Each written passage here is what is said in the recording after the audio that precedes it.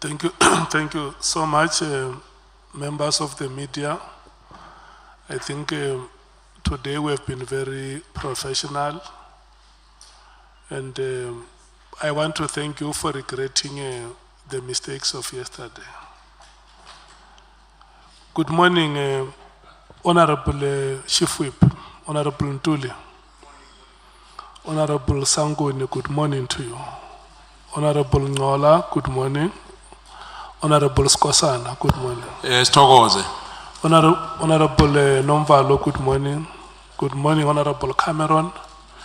Good morning, Honorable Breitenbach. Good morning, Honorable Malima. Good morning, Honorable Matthews. Good morning, Honorable Bangazita. Honorable Mango. Good morning, Honorable Chairperson. Honorable Sols, good morning. Honorable James, good morning. Honorable Sokanyile, good morning. Honorable Shongwe, good morning. Good morning, Chair. SC, good morning to you. Good morning, Advocate Zikalala. Mukudi. Good morning. Good morning to you, Madume Arosanela. Labatu ba South Africa, but le go dumedishe la gaton la bona. Members of the staff of Parliament. Good morning to you.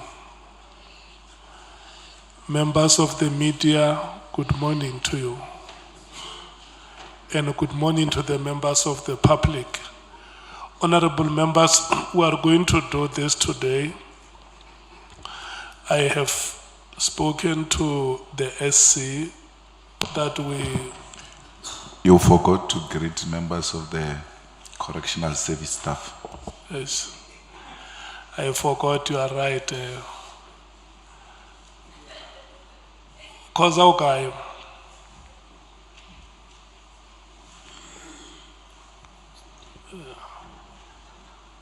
There is a North Soto expression that goes, "Mwing unaka di maripa," which means that when you get into someone's house,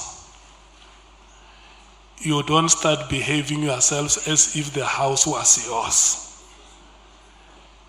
And when we reach a stage where we get used to this facility, we even forget to greet the authorities of correctional services. We have become visitors who have now taken ownership. So we want to greet the authorities of correctional services, represented here by Mr. Emmanuel Koza, who has been with us from the first day. Yeah, I will come to you, Honorable Nomval.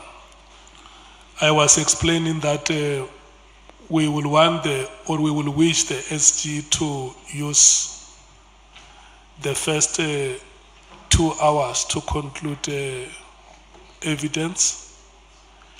And then from there, we will use come back and run for 3 hours, take a break. Today, we will leave here at 19 hours. And then the SC, before he starts, he will explain that part of the statement, how far we are with it. Honorable Nomvalo. We want to disclose, Chair, so that we are not taken to the Ethics Committee. The DA has bribed us by chocolate because they want to start today. They want to ask questions first. So this is a bribe. Guilty as charged, Chair. Listen. Standards are so low, Chair. Yeah, but so low. let me respond, Honorable Breitenbach and Honorable Cameron. You know, if you think you have, Honorable Nomval, if you think you have, you don't. Allow us, those who have, to tell you. They have given me 2. You speak about 1.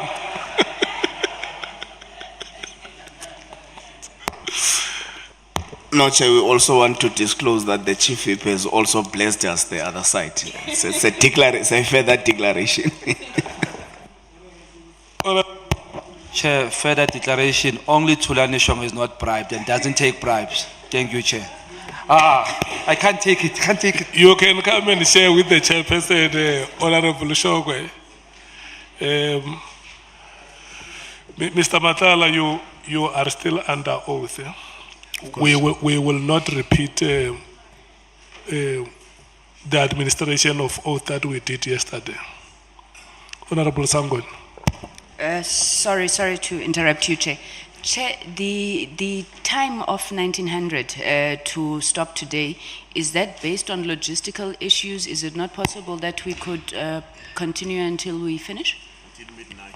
Or midnight? Is the logistical arrangements of correctional services. Okay. Secondly, there is no electricity in Tshwane today. The whole of the surrounding is blacked out. But because of their agility and ever-readiness, they have organized generators that keep us going. So if you experience difficulties with your live feeds outside, you must know that is beyond their competence. They have arranged for us to have our proceedings uninterrupted. They have a generator. They also have a backup so that we can do our business with ease, and for that, we must thank them so much. SC, I'm handing over to you. If you can start by explaining the part of the statement, and then we can proceed.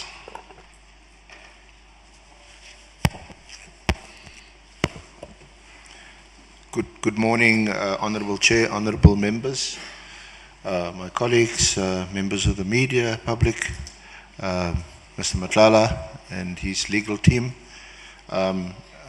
We again want to thank them for their cooperation, Chair, in trying circumstances, and for working after we adjourned last night and also this morning.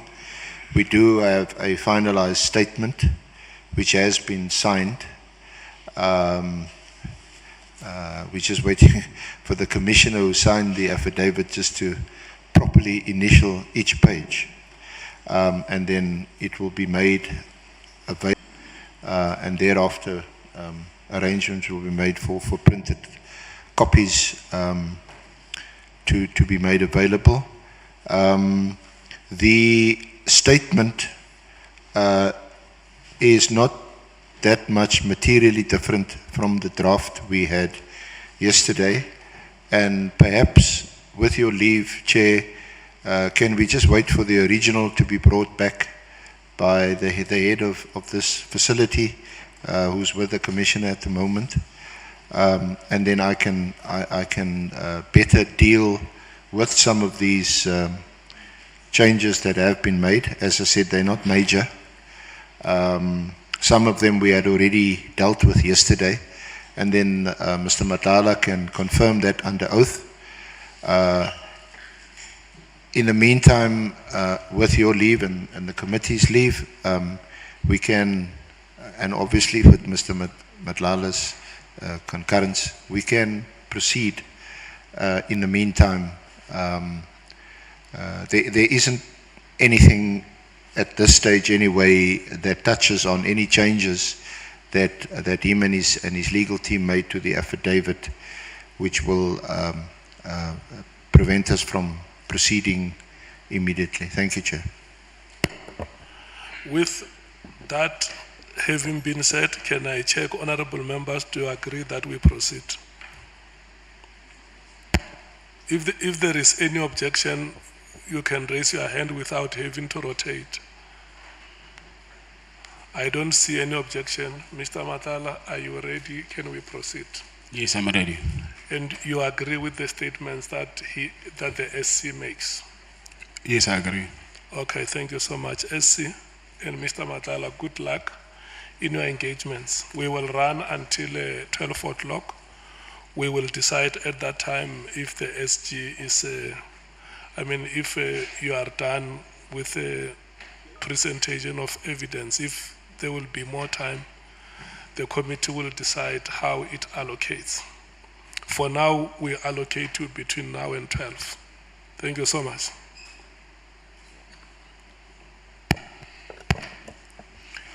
Thank you, Honourable Chair. If I may proceed. Good morning, Mr. Matlala. Good morning. Mr. Matlala, I just want to kick off with your allegations regarding former Minister Cele. You made some allegations yesterday, which are clearly very serious, that you made 2 payments to him, and you deal with that. Do you still have your can we just send in the statement copy? If I can maybe hand you a copy of your signed statement. Thank you. And where's the original? It's so hot. Chair, they're obviously still using the original to print the remaining copies. But Mr. Matlala has a copy. Mr. Matlala, you have a copy of your revised statement? Yes, I do have. Okay, SC, just to bring it to the attention of the members that the statement is in the committee WhatsApp group. Sorry, Chair? The members have the statement in the committee WhatsApp group. Oh, Yeah. thank you.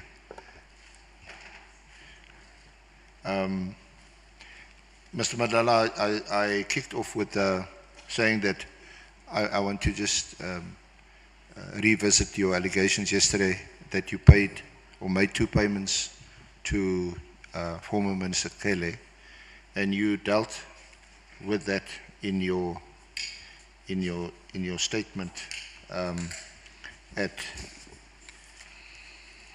page 23 and 24 and 25,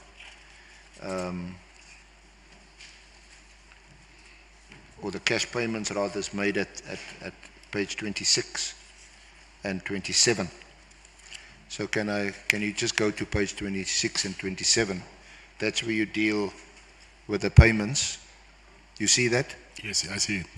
An initial payment was made at your residence around January. Do you have a more or less exact date in January that you made this payment? No, I don't have.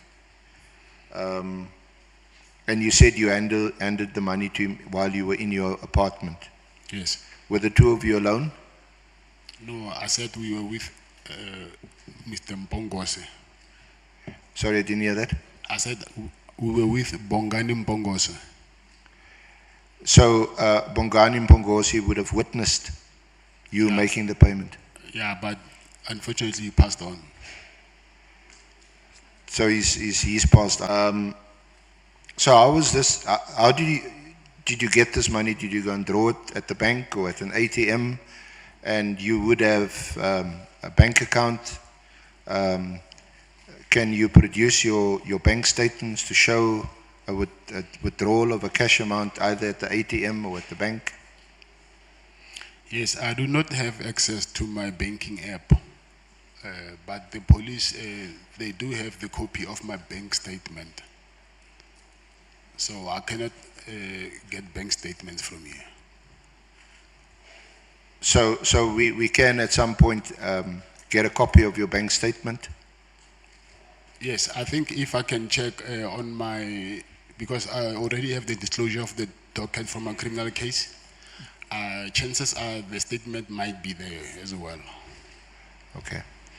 We'll see if we can't, during the course of the day, perhaps while you face some other questions, with the assistance of Mr. Forbay, get hold of that, access that bank statement. So just tell us what the circumstances were. Did he ask to stay at your apartment, or did you offer that he stay at your apartment? Yes, he asked.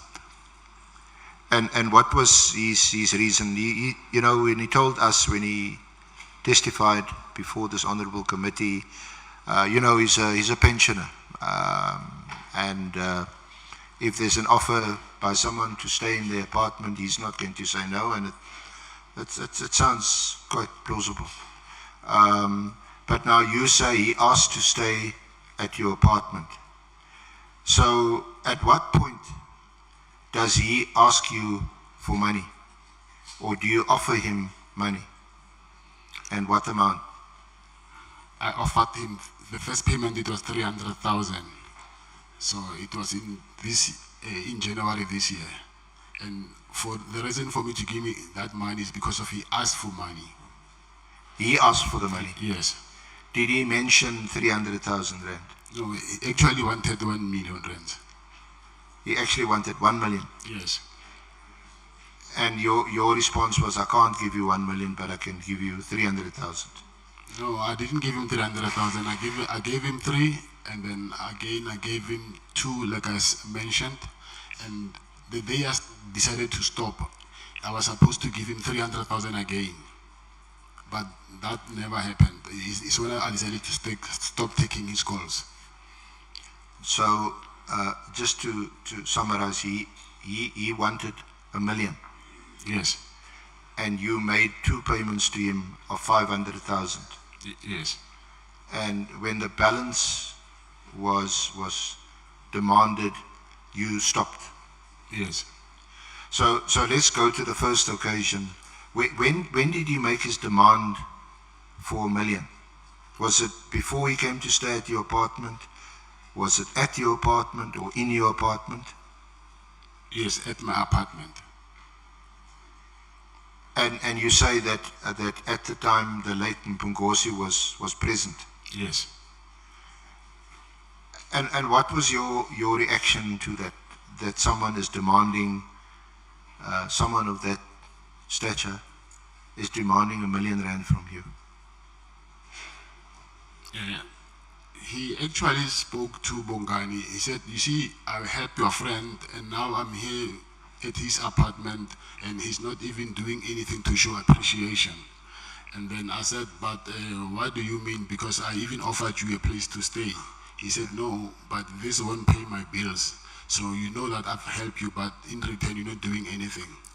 And then that's when I said, okay, how much do you want me to give you? I said, and then he said to me that if he can give me 1 million, he will appreciate that. Now, why didn't you mention that in your statement? Mention what?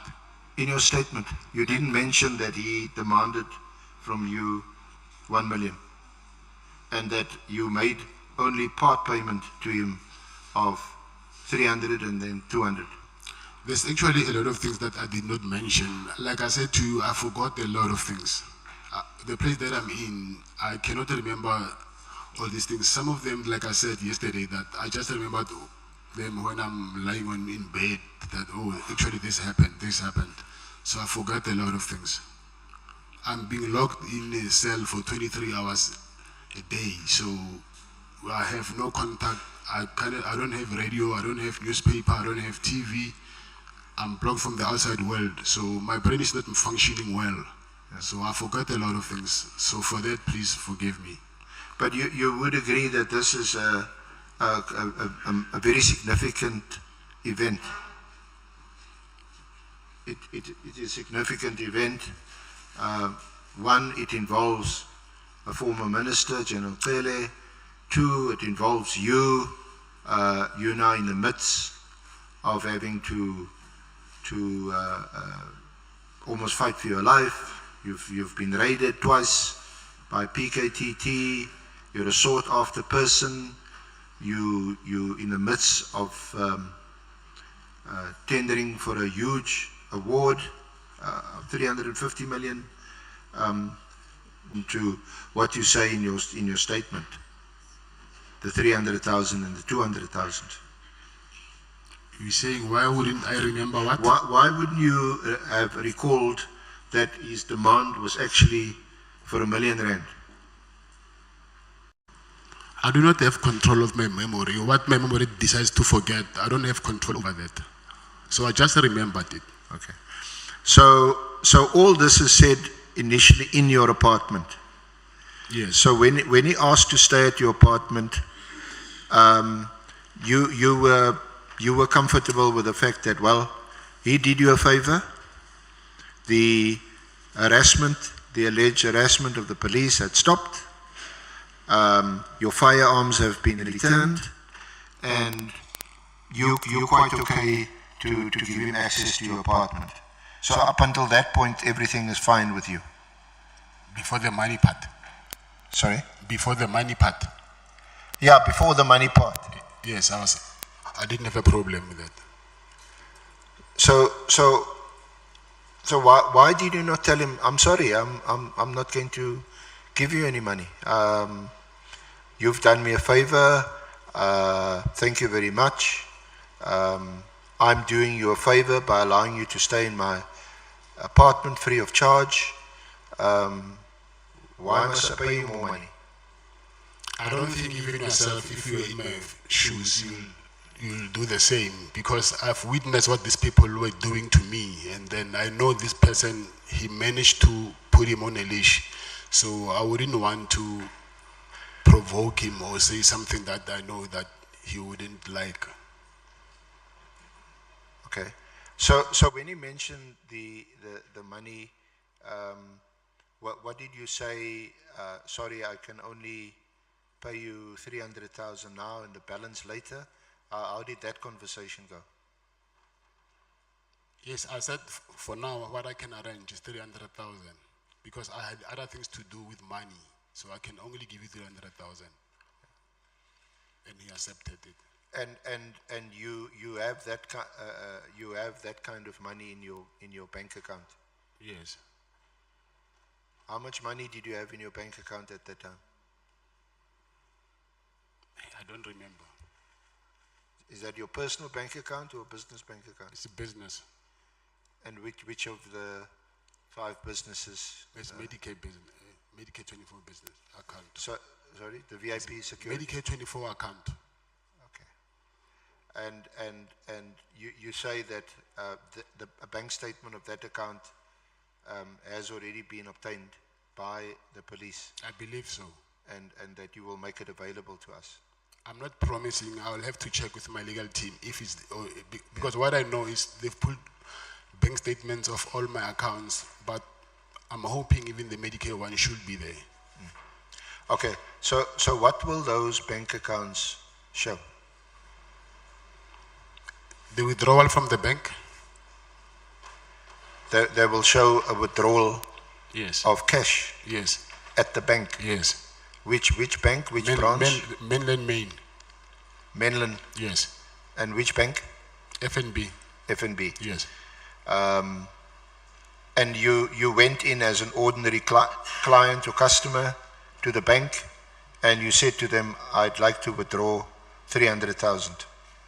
By that time, I resigned as a director, so my sister was the director. She was the one who withdrew the money on my behalf. Are relevant to these proceedings. Thanks. Okay, thank you. SC, may we proceed?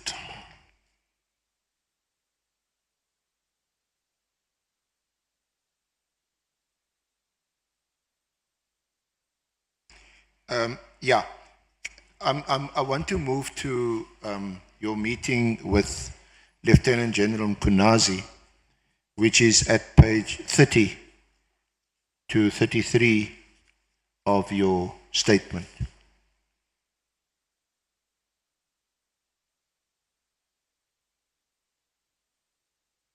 Have you got it? Yes, sir.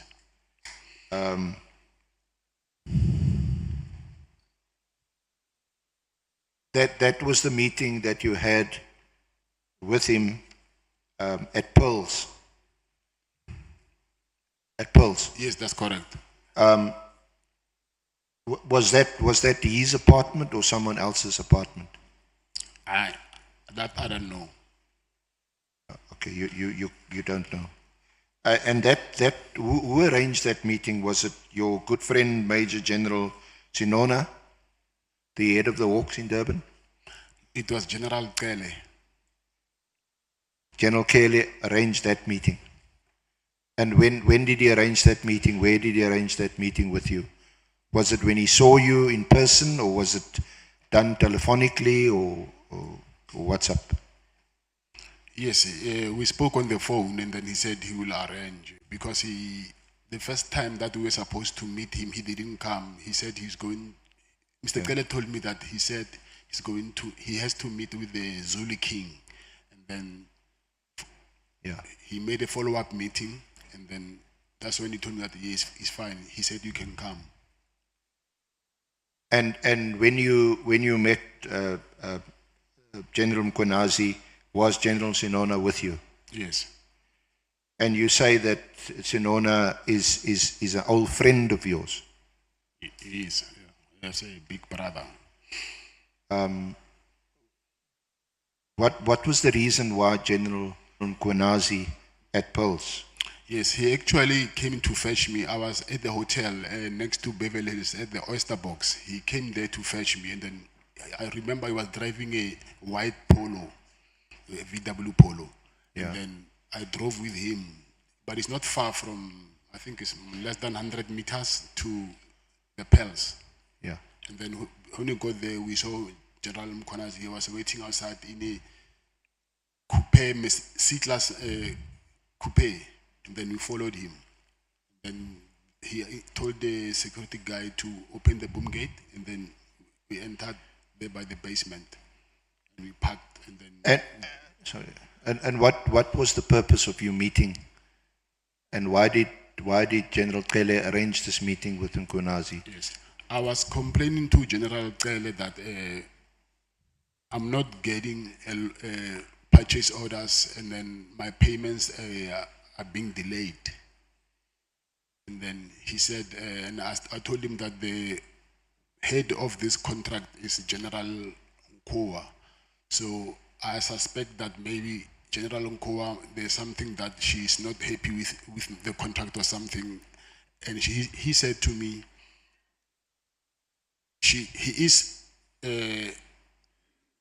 not close. He knows General Nkowa, but the person who is very, very close with her is General Mkhonazi. That's when he arranged that meeting with General Mkhonazi. So for you, the purpose of having the meeting was for General Mkhonazi to use his influence over General Nkowa, whom he was close to, according to Cele, because you were not getting payments. This would have been around 15 April 2025, this year, when you had the meeting. Yeah? I have a date, but... No, you've given us a date. It's in Yeah. your statement on page 30, Yes. paragraph 126. Yes, that's correct. Yeah. So by then you were experiencing purchase order payment problems. Not payments only, payments, and also they were not sending any more work, like purchase orders. Yeah. Okay. Now, were you aware at that time that Major General Sinona was working at the Silverton SAPS as the head of investigation at that time? In Silverton? Yes. Silverton or KZN? Okay. You mean General Sinona? No, yeah, Sinona, yes. I don't think he was in Silverton. You weren't aware?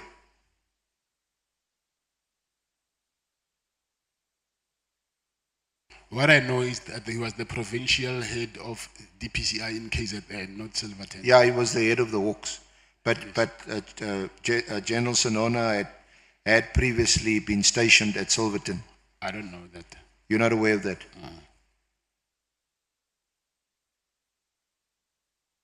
Because you would know or should know that there were a number of criminal cases registered against you at the Silverton SAPS.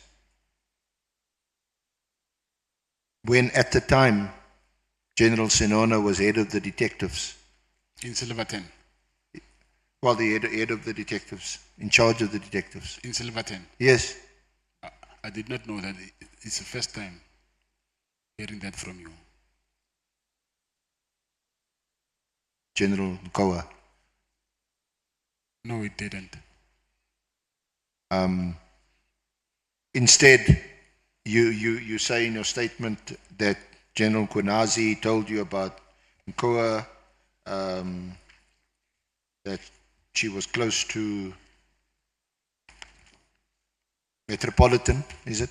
Yes, that's correct. And from your statement on page 31 onwards, he is telling you that General Koa is not straight, got a house in Pretoria East. Is that what you recorded in your statement? Yes, one of the houses. Yeah. So what did you make of it? What did I make of What did you make of it? You're now coming to see him at the instance of General Cele. You're coming to see him Kwenazi to assist you with what appears to be some delay, hold up, whatever it might be with your contract, and that you're not getting paid. Instead, he's telling you about the head of HR who is now seemingly involving some other corrupt relationship. What did you make of that? No, when I left, he said to me that he will try and speak with her.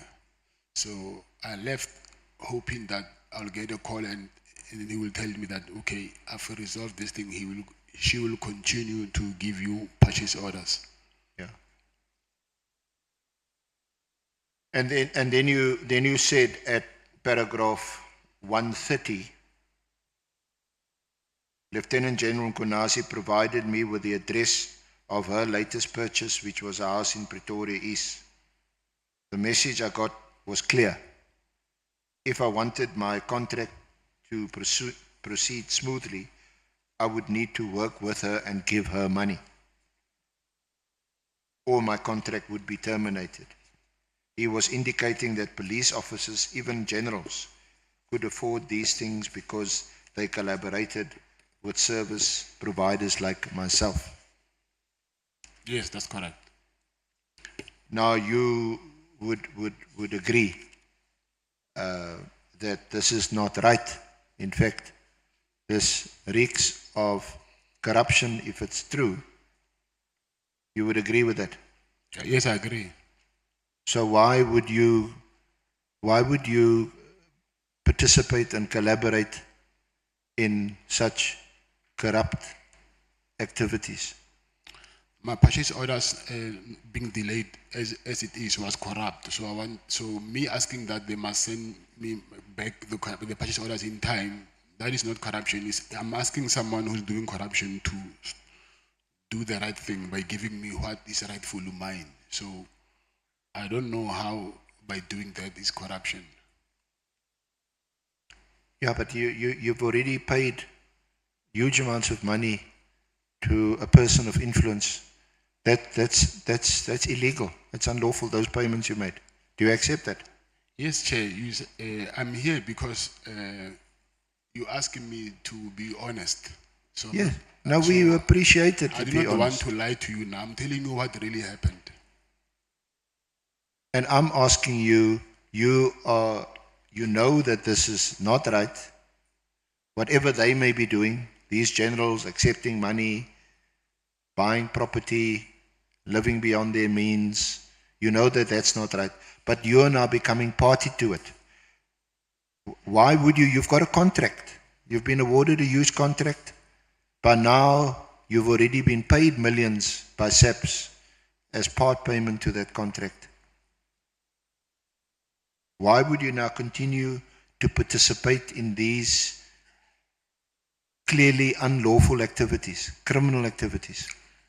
Jay, I've got letters here that I will share with you that I tried everything, every avenue to ask why am I being delayed to get purchase orders. They didn't get any answer. So that's why I ended up going directly to her to get answers, because I've got letters here that I don't think you've got these attachments, but we'll share them with you. Yeah. That I've been sending letters demanding that why am I not being paid? Why am I not getting any work anymore? So these things frustrate you. So this is out of frustration. You've pursued lawful avenues to have whatever's left of your contract, to have that unblocked by whoever's blocking it and not paying you. So you would rather... I didn't say unlawful at that time, I would say unethical. Unethical. I would say that, yes. Okay.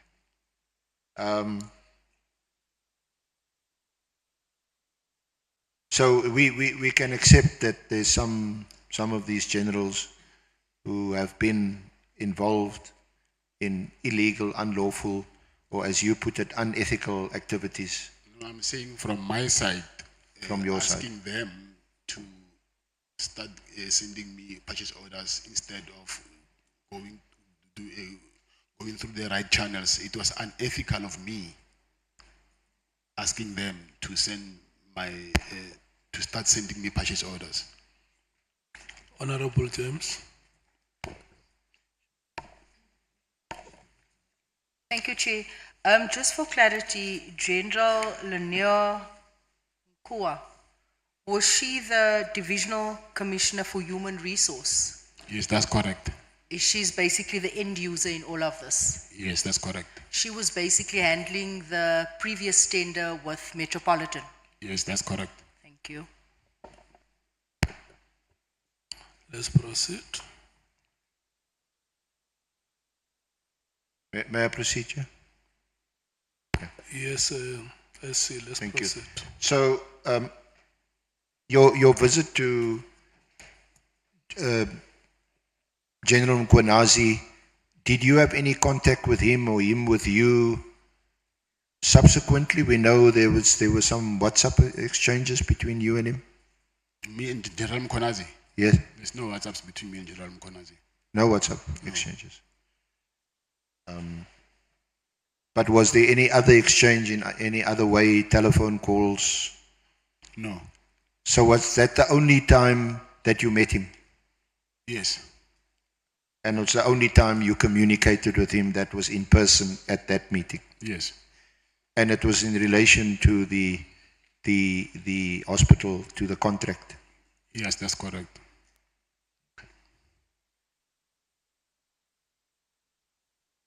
But you say that he did use the opportunity of raising this issue of Nagi, which you discussed yesterday?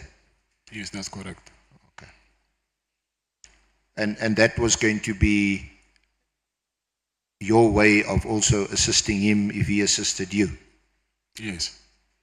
To get Nagi to withdraw the complaints of torture, and you say he brought a case of defamation, or rather he brought a case against Mkhonazi, suing him. Okay.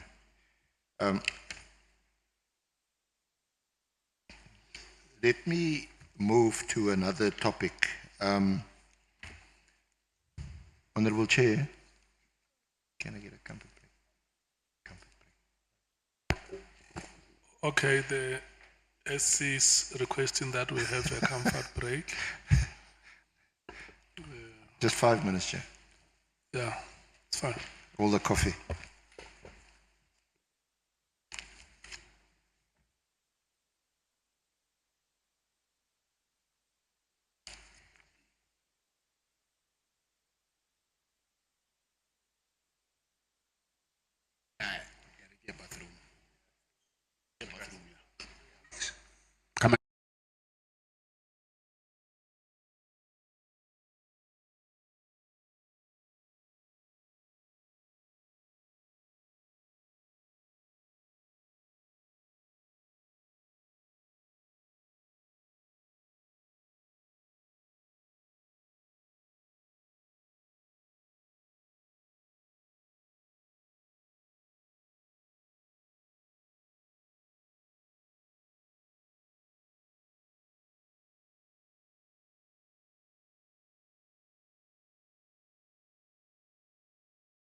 Again? It was narcotics. He was Yes. going to fetch narcotics. Yes. Yeah. So then,